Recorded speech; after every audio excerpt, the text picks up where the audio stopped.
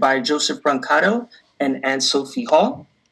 First off, we want to thank all of you for being here, the administration, the faculties, and especially the students for being part of this. During these challenging times, we hope to build and empower one another. We want to encourage to generate educational value and measure student impact through work-based learning. For those of you who do not know Gensler is considered as the world's largest architecture and design firm with over 50 locations globally and about 60,000 professionals.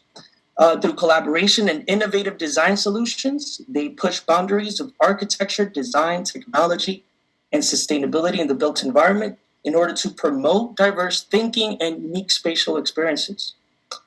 There is a strong focus in creating synergies between communities, industry partners, and students, and Gensler has definitely been part of this. We partnered with Gensler back in 2015 through Heritage Equity Partners, hosting design challenges where students were able to design Bushwick Hotel and 25 Kent Sales Office. Our presenter, Joseph Brancato, grew up in New York City. He studied at the University of Maryland, where he obtained a dual bachelor's degree in architecture and urban studies. He has been working at Gensler since 1985.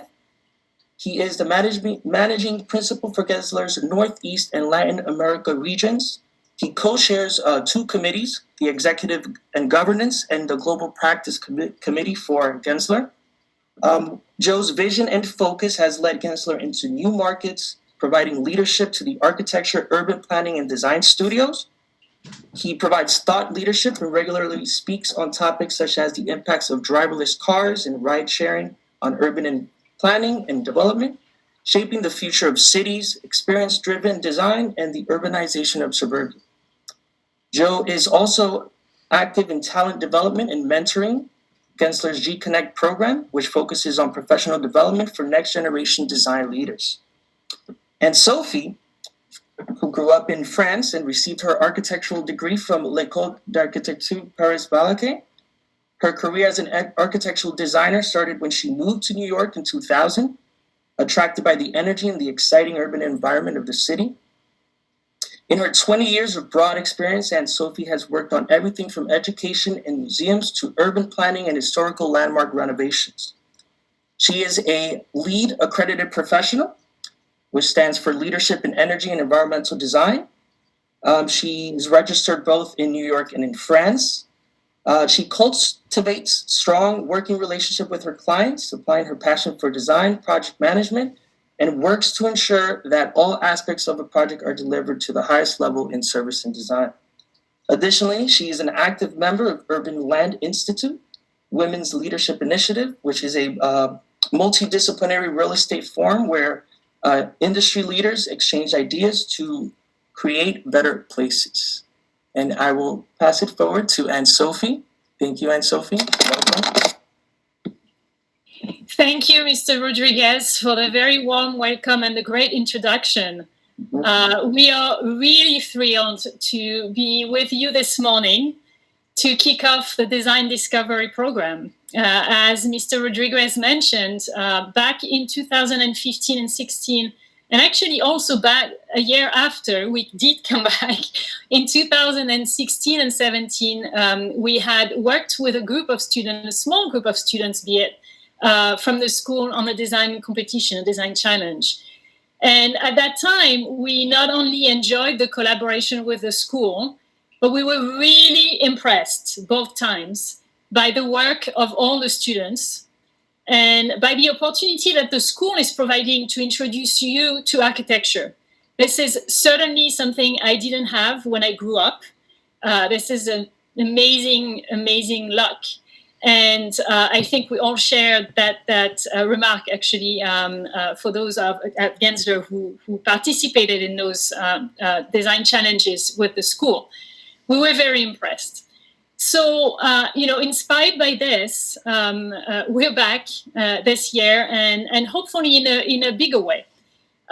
This year, we are starting what we call a Design Discovery program, which will consist of monthly sessions where we will show you what we do every day, and it's very varied. And the point here is that there's no one size fits all. There's so many roles that lead you to architecture and to practice architecture. So many ways to impact the environment in which we live and work and play every day.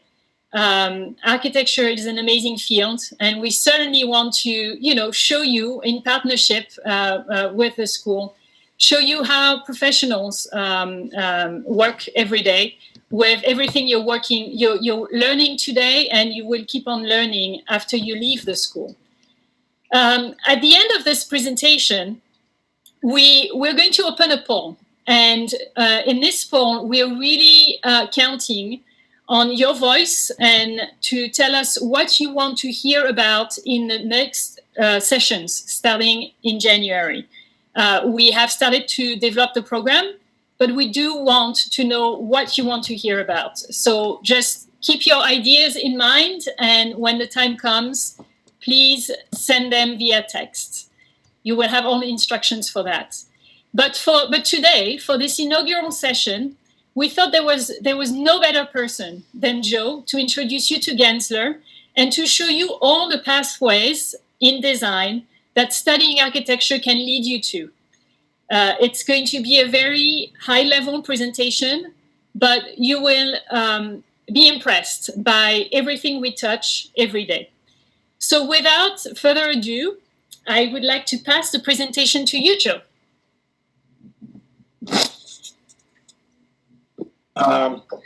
Thank you, Abraham. And good morning to all the students at Williamsburg High School. It's a real honor and pleasure for me to be able to share a little bit about my passion and what drives me and has driven me just about my whole life is design and architecture. As Anne-Sophie mentioned, we've been at Gensler involved with with Williamsburg High School in participating in a small way around design. We've committed this year to be involved in a much greater way, working with the teachers at the school to be able to drive the design program, and Anne-Sophie will drive that for Gensler. So what I'd like to do today is just share a little bit about the future, the topic of the future we choose. And I'd like to be able to share with you a little bit about how I got started and interested in design and architecture, and share with you certain pathways of design. There's many, many opportunities in the design field. And I know that, when I was younger and trying to learn about it, it was really hard for me to understand because really wasn't anybody sharing with me around a career when I was in grammar school. It wasn't until later on in high school that I started to understand a little bit about it. So I want to share that with you, different pathways, and then I'm going to take you around the world in a short 5-minute video showing some of the work that Gensler's doing, the variety of work Gensler's doing around the world. So with that, why don't I get started? Let's put we're going to get the presentation up. Okay, the future we choose.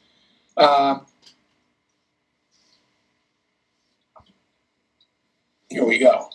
So let me tell you quickly about myself. It was before 1980, because 1980 is when I graduated from college. But for me, design started when I was very young. I thought I didn't understand design. I didn't know anything about design. What I liked was seeing the big trucks at construction sites coming through. And I remember when I was very young, I went over, my mom took me over, and I watched how they were working on a construction site. I mean, that can't happen today with OSHA and all the requirements now, but I was able to see, and that started to get me interested. It wasn't until a little later in grammar school that I started to understand a little bit about architecture and even the difference between architecture and engineering. And I thought I liked it. When I got into high school, I started to learn a little bit more. It wasn't a design school, It was a public high school, but they did have mechanical drawing, and I signed up for it. It's all drawing by hand with ink, and I didn't like it. Matter of fact, after 2 or 3 weeks, I went to the teacher and I said, I think I'm going to drop this class. And he said, well, are you interested in architecture? I said, yeah, I am interested in architecture. He goes, well, we don't have an architecture program here, but I'll let you come to the class and I'll get you started on some architectural drawing. That really got me interested. Over the years, my junior year, my senior year of high school, I entered a competition, design competitions in the state, and started to get hooked. I got into architecture school. It wasn't easy. Matter of fact, I didn't get in right away. The first year, I got in for anything at the University of Maryland, any program I wanted except for architecture. It's a very, very small program. But it was a 5-year program for a professional degree. I was able to get in my second year and carried through. And I learned about design and what design really was and what it really is. The whole idea around the creativity of design, the problem-solving aspects of design, and the impact on the physical environment that we have. I also got a degree in urban planning because I liked large-scale thinking about how do we make our cities better. And so I was able to get a degree, a Bachelor of Architecture degree, as well as a Bachelor of Science in Urban Studies. I received, after you graduate architecture school, you do an internship and you have to take a license. You have to take an exam to get your architectural license. And in 1984, I was able to get my license. The first license I got was in New Jersey. After I did that, I received my national certification, which is NCARB, which enables me to apply to be licensed in other states, any other state in the United States. In 1985, I joined Gensler. It was really a great move for me. I didn't know it at the time, but really an interesting move. They were new in New York. They started in San Francisco, and I came to Gensler, open eyes, tremendous opportunities. I really, really enjoyed the approach at Gensler, the design quality, the types of clients they had. Most importantly, I love the people. I became a principal in 1990 and carried on from there. I was able to open up a number of offices for Gensler, and one of the things I'm very happy about and proud of is starting our Latin America region. We have 4 offices in Latin America, and the first office I opened was in Costa Rica. We have incredible talent in Costa Rica, but we also have talent in our Bogota, Colombia office, our Mexico City office, and in Sao Paulo, Brazil. So I really loved design. I'm going to show you something here. You probably wonder, why did I put this photograph in here? Well, I want to share the image because it tells you a bit about me as well as why I've made Gensler my home for the past 35 years. I love the teamwork. I love the one firm approach we have here at Gensler. And basically that's the sharing and supporting each other to do great work. It's what I've known my whole life. And it's what I thrive upon, working together. I've always played team sports. Don't look at whether I caught this ball or not. That's not the point. Look at the faces of my teammates during this critical moment of the game. We counted on each other. We cared about each other. We practiced together for a shared goal. At Gensler, we work as a team, and we always come together. No matter which design discipline we're in, no matter which office we work out of, it's always about working together. It's the collaboration for the benefit of the project, of the client, and of the design. That is the result, is being able to do great design. As architects and designers, there's a few things. We create spaces and places where people can live, work, and play. It's not just about design, though, and it's not just about drawing. The architects need to be able to articulate, be able to speak pretty well, be able to present your ideas and be persuasive. One thing that I've learned is nobody's good at everything that's required. And that's why we need to work in teams. it's not just the design, it's preparing the technical specifications. It's doing the construction drawings. It's providing oversight at the construction site. And so not one person can do it all great. And so we work together. Teamwork's incredibly important. And it's probably important in many different fields, but certainly in design. This is our New York office. As Abraham said, we have 50 offices around the world, but I think a statistic that's pretty important is that every day, 200 million people pass through one of our design buildings or spaces anywhere around the world. So we have some impact. We also have created specializations in 26 practice areas, from aviation and brand design to hospitality, retail centers, sports venues, and critical facilities. So people that have different interests can grow within Gensler. Here's a map that shows where our offices are around the world. We started in San Francisco. We have a high concentration in the United States, but we've grown over the years to open up offices and become very local in the offices around the world. Now, when we think about pathways of design, there's many, many opportunities for design. And here's a few pathways that we have at Gensler. There's master planning, which is at a very large scale, city scale. You have architecture, which is designing buildings. Interior design, it's designing the interiors of buildings, different types of buildings. You have graphic design, the two-dimensional representation of an image, or creating an identity for a company, creating the packaging.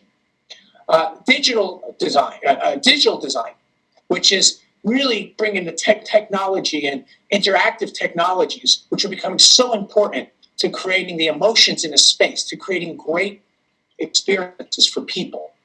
And then there's a smaller scale product design that we do.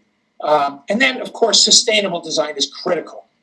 The whole idea of environmental sustainability is probably the most important and largest challenge we have as designers in front of us.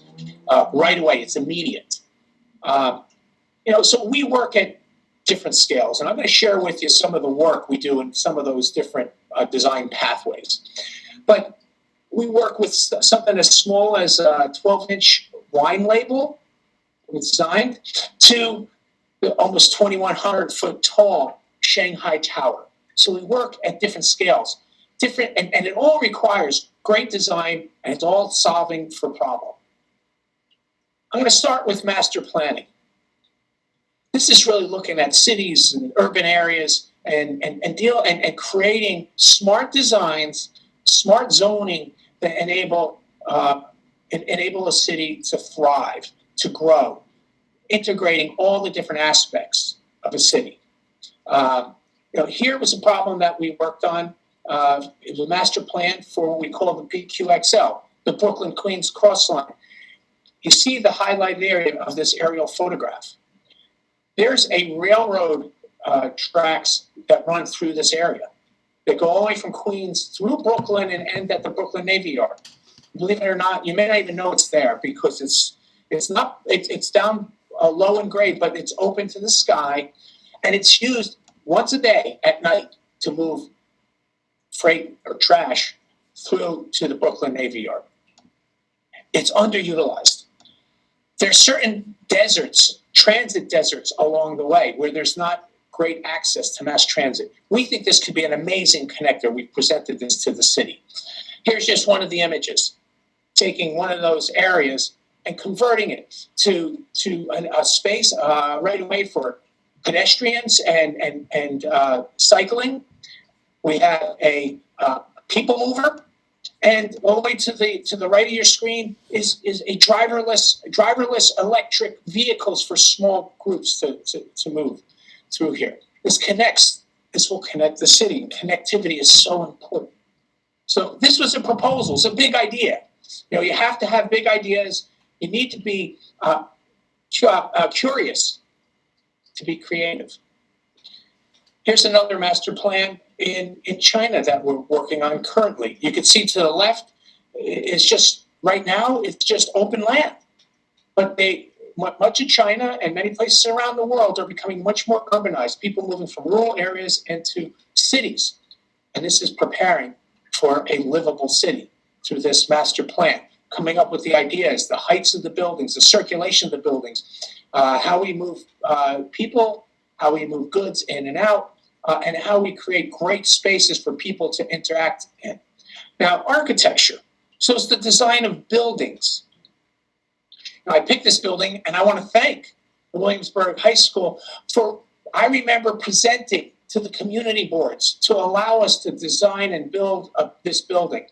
And Williamsburg High School students came out in support of this building. So thank you to the students a few years back that supported this. It's an office building that has with light industrial, that maintains and respects the vocabulary of the area. You may see it, you may walk by it, but we opened it up. We wanted to create outdoor spaces for people, for the public. So we have plazas, we have cross-throughs, and eventually there'll be retail through this space, as well as the office space above. We're currently working on another site, the Acme site, we call it at 30 Gem, which is a fish distribution center, smoked fish. We're taking it to show a better use through the space, continue to improve, keep Acme there with their business, but to build above it some additional office space that's going through right now for approvals. Constantly thinking of how we can create excellent buildings that add to the overall environment. This is a project up in Boston, right next to the Boston Garden, basically right over the Boston Garden. They have transit below. They have a train station and subway station below. It's next to the Boston Garden, the basketball and hockey arena. And we've designed these buildings. On the left is a hotel, a Citizen Hotel. On the right is a tower, an office tower for Verizon. And then there's special types of spaces down below that for retail and entertainment. This is maybe an image of what it will look like during game day.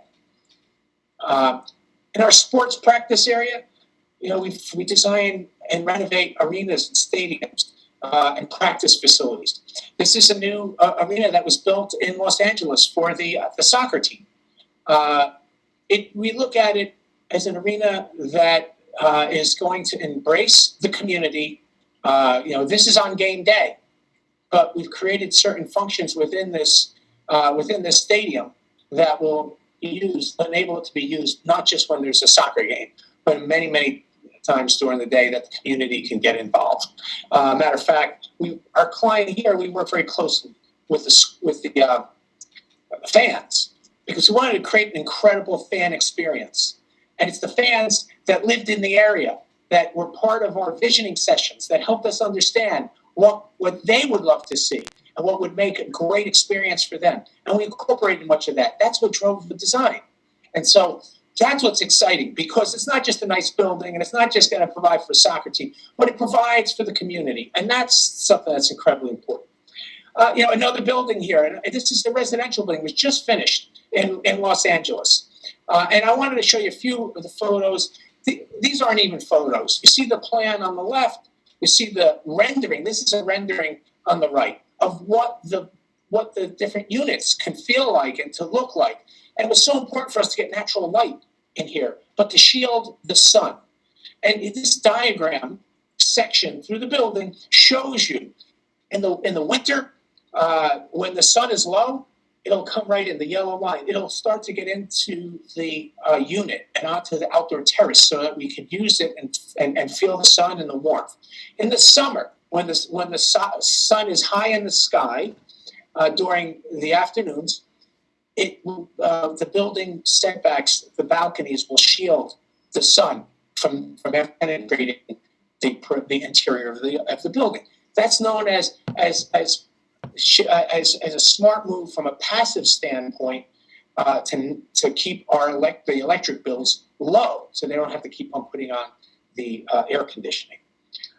We've designed airports, and we try and make it so it's right for the locale. This is in Jackson Hole in Wyoming. Many people go there to ski, and we used materials from the area so they look like it fits in. This is the second tallest building in the world, the Shanghai Tower. You can see across the Bund in Pudong, Shanghai. It's a mixed-use building that has great influence from local culture, but it's also one of the most sustainable buildings in the world. Stadium is the 100,000 seat stadium that we're designing right now. All the parking is below the stadium. You can see those little openings on the right and on the left.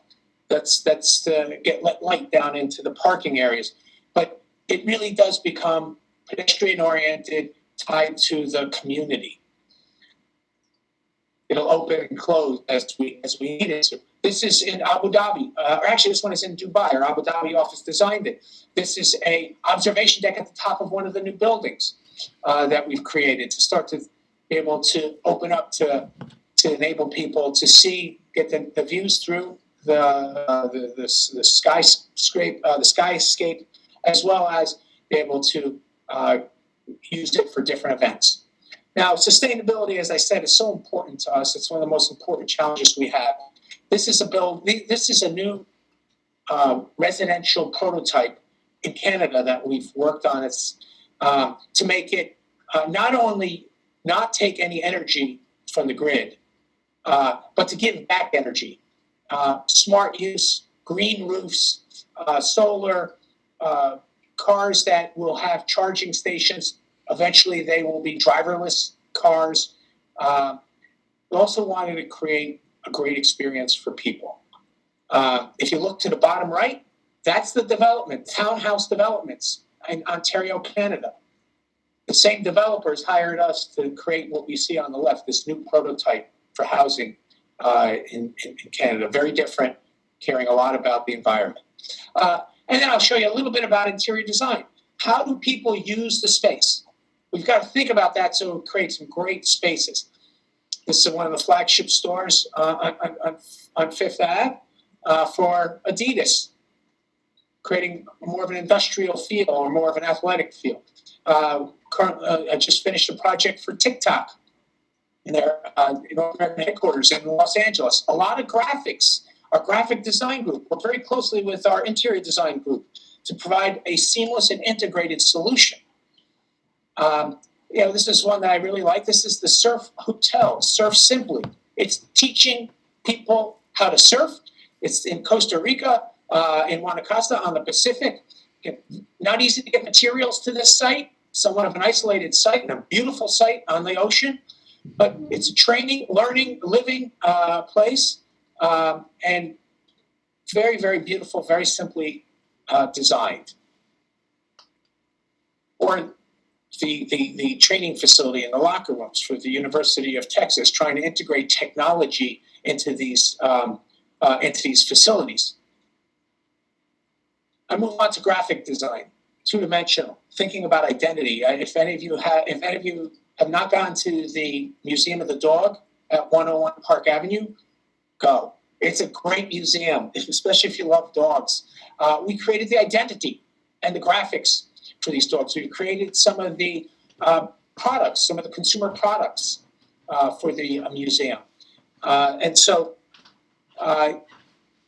we've also done something which I'll show you in a minute in terms of digital design for the museum. But then there's environmental graphics. Some of you have been to the JetBlue terminal in New York. Not just the signage on the outside, but how you're communicating, how you figure out how to get from one place to the other, intuitive wayfinding through the smart use of graphics, color, even these graphics for men's and women's rooms with the male and female figures on.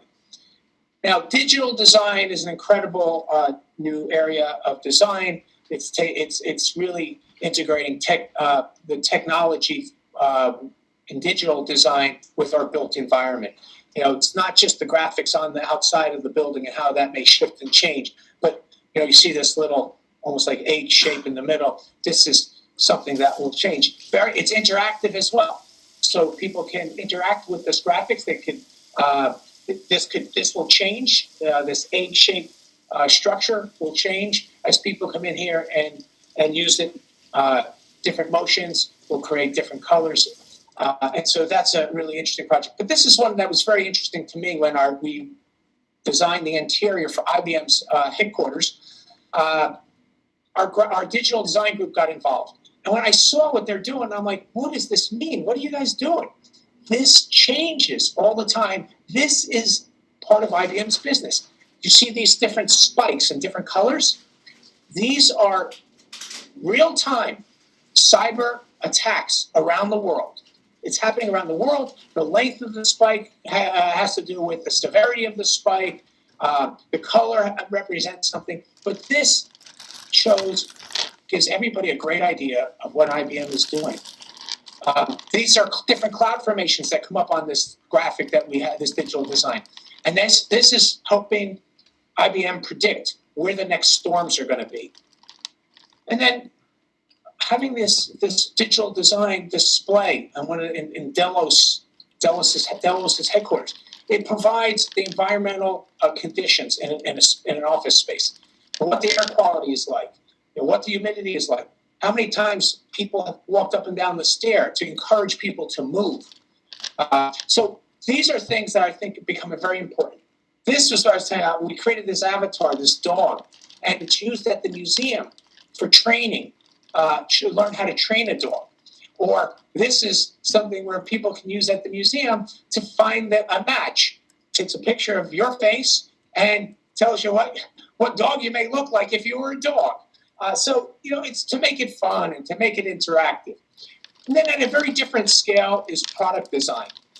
We are designing different types of products. This is a wall system that we've designed that's flexible, that could change. You could have a sound absorbing material there, or you could have a whiteboard there. It divides up space. We design carpets and carpet patterns based on information we gather from different designers. This is a product, a pull for a cabinet.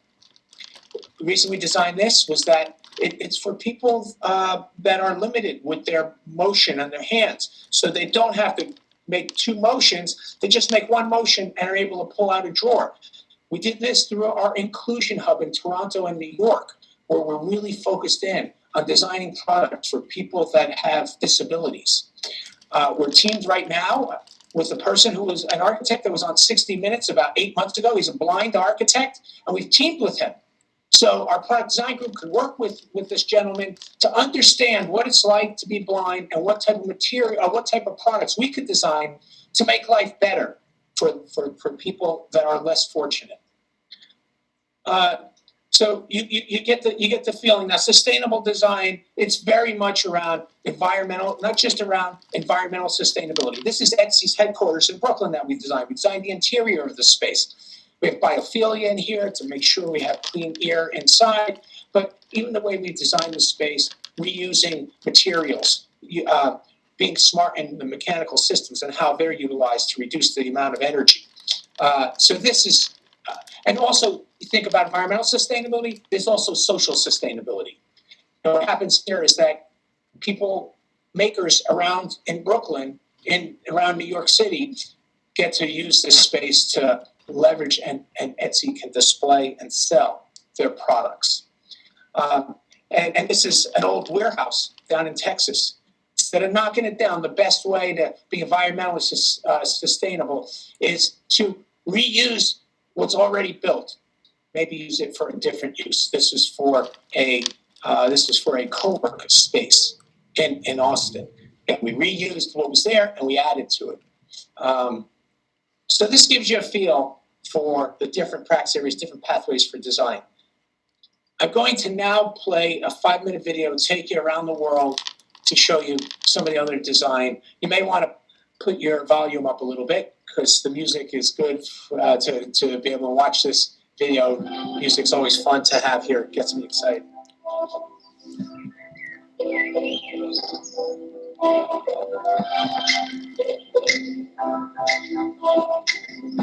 If you take a look, you'll see where in the world we've designed these projects.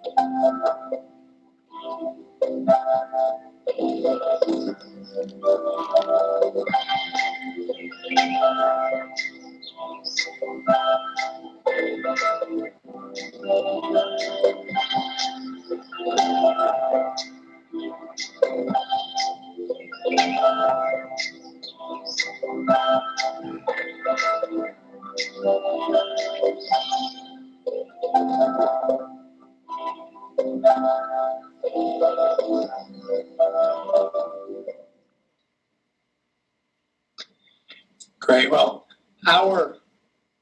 here at Gensler, our mission is to improve the quality of life in cities through the power of design. It's so important to us. We know we can make a difference. We know we are making a difference. And that's what the design profession provides. One of the greatest aspects of our design profession, it provides the opportunity to create great spaces, great places, to improve the quality of life for people. So, with that, I would like to turn it over to some Q&A. I know we have about 10 minutes for Q&A. Thank you, Mr. Brancato, for such an inspiring presentation. So yes, I have here, for the purpose of expediting the Q&A, I will be just voicing out some of the questions that the students posed. And I'll begin with one posed by Filippo Cacciatore. And the question is, how does Gensler determine their steps in creating their project? What steps do they take first and last in order to complete a project? And what are the priorities? Great. Well, there'll be a session on process during the months ahead. So I won't go into too much detail, but I can tell you the first thing we do is we want to understand the client. We want to understand the context and the challenges that are there. We want to understand what the vision is for that project. And so before you put pencil to paper or fingers to a keyboard, we want to understand the vision. We want to respectfully participate and challenge the thoughts.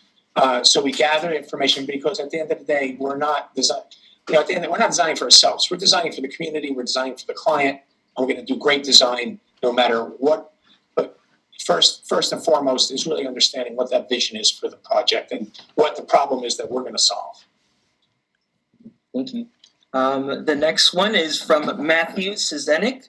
When a client does challenge you, how does your steps or decisions change from your standard thinking, and what extremes are you willing to take in order to fulfill a client's projects or ideas? So I think that, as I say, we're designing for our clients, and it's not for us. And that's something sometimes designers may have a hard time with. But we can create great design, but it's got to be based on the problem at hand, the problem that the client has, the problem that's in the community, the problem with the context. So that's why I said in the beginning, it's not just about designing and drawing, and it also requires us to be able to articulate an issue, be persuasive about why or how. And I think if you are persuasive and you base your decisions on information, context, facts, research, you'll be able to be persuasive to make the project better, but and convince the client in the approach. So yeah, look, it happens a lot. Our clients are thinking one thing, and because this is our profession, that if they go down that route, it's going to be a mistake. They're going to spend a bunch of money, and it's going to be a mistake, and that's not going to be a great thing. So somehow we've got to make sure we're convincing them and helping them, not making them feel stupid, collaborating with them, so they're part of the solution. And that's that's one of the big challenges we have, and it's one of the nice qualities and characteristics that our designers have. They're able to do that. Wow, great. And the next one is from Christian Sanchez, and this one is relating to sustainability. So how can Gensler promote and advocate the strategies used in the Gensler City's climate challenge to clients and also other firms who may want to stick to the traditional ways of making buildings? Yeah, Sophie, I know I think you have a class coming in on this one, but I'll. Absolutely. That number one, it's a great question. And it's one question that really merits more than 5 minutes. So what it told us is that really we will provide a session on this. Gensler is at the forefront and aiming to lead with net zero design. We have taken the great challenge, and we've taken this as an urgent challenge. And we are trying to embed this in our design every day and to challenge our clients, quite frankly. We've also developed, with that, we're developing tools to be able to track how we're doing and how we're responding to this great challenge. So in summary, we are taking this very seriously. And I think the question touches upon the fact that, sometimes, we might want to address the challenge, but sometimes the reality of the project may not be able to address it fully. So that's a great question as well, and a great comment, very much existing.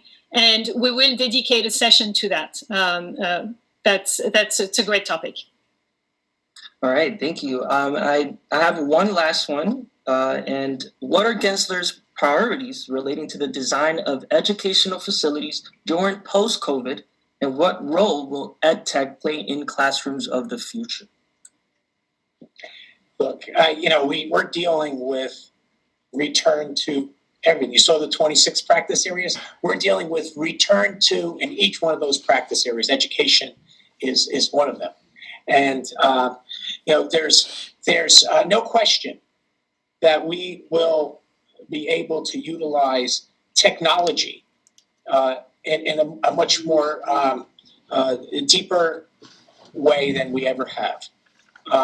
But nothing replaces place. Place matters a lot. It's the connections and the connectivity, the physical connectivity of people, the opportunities to that pop up serendipitously. It's not. And so we know that we will still be bringing people together. A matter of fact, what may happen is we may see even more spaces dedicated to large group gatherings, large group people working together in teams to problem solve in schools. The curriculum may start to shift and change a bit. We believe that's going to happen. We've designed a handful of schools in the last year and a half where the idea of teamwork is only being pushed further and faster. Now this is going to, I think, happen much faster because so much of the way people work is around teams, and the classrooms are going to start to maybe shift a little bit to deal with problems and teams. And so I think this is going to happen. Look, we believe that things have shifted quite a bit since the beginning of COVID, but we also believe that there's going to be certain solutions out there. Some of the really good things that have happened here. You may think that there's nothing good of what's come out of this pandemic, but there are certain silver linings, and we just have to find those, and they will influence us going forward. But I do believe that schools, in person, place matters. The social aspects, the growth, your network that you build as a student with other students, with your teachers, you can't replace that being in person. So, but that's a very good question. Yes, thank you so much. Thank you so much. So, Anne-Sophie, we can move on to the poll everywhere. Sure. Thank you. Sure, and I think there is a last slide with the instructions. So I'm not sure. I probably need great. Yeah, thank you. Mr. Brancato, I don't think you are sharing your screen. Okay, we'll get that. Yep, no problem. Thank you. There it goes. Perfect. So I think at this time we are asking, and I hear from Mr. Rodriguez that you're all very familiar with Poll Everywhere. So we're just asking everybody to take their phone and to text the number at the number 22333. And once you text 22333, you then enter the text shown in all caps, Anne-Sophie HA 610. You will get a message back, and at that point, you can start telling us what you would like to hear from us. What are the topics of interest that are most pressing for you, and you'd like to hear from us in the future? And we will. We would like to take those comments into consideration as we build and prepare the content starting in January. So I think we're going to switch to the results of the poll, and we're going to be able to see them as they arrive from you all. So just to recap, you text 22333. Right, so that is the number that you're putting into the contact, correct? Yes. Mm-hmm. So once you've texted 22333, in the body of the text, you enter ANNESOPHIE HA 610.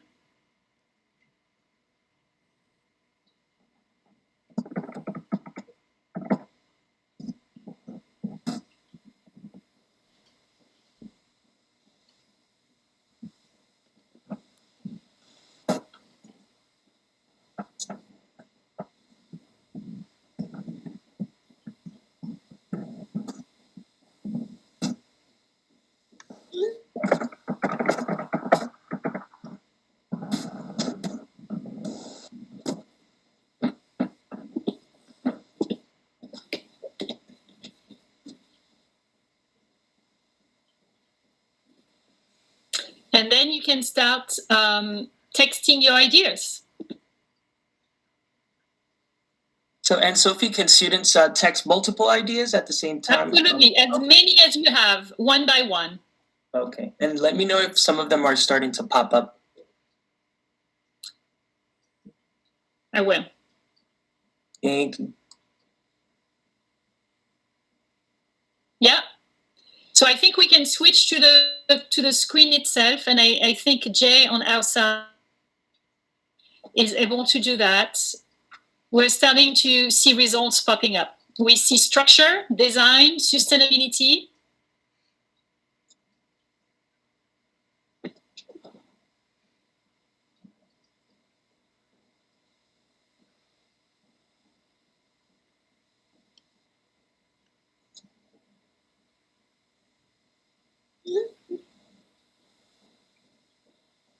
Graphics.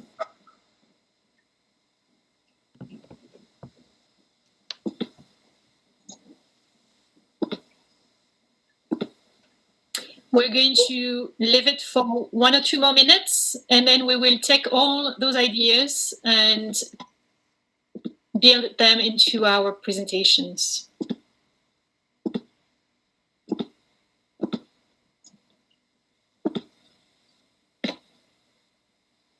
Clients.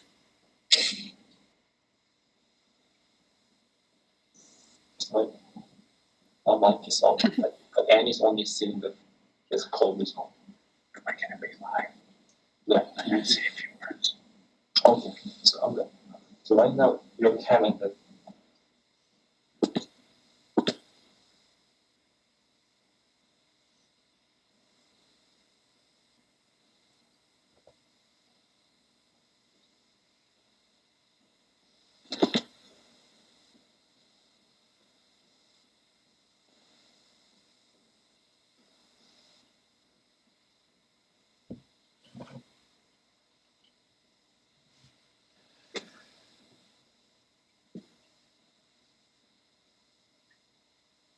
Sustainability is big.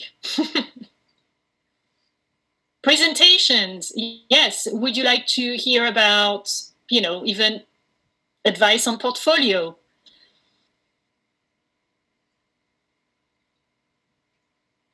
Graphic communication. So we're hearing efficiency, structure, art, creative presentations.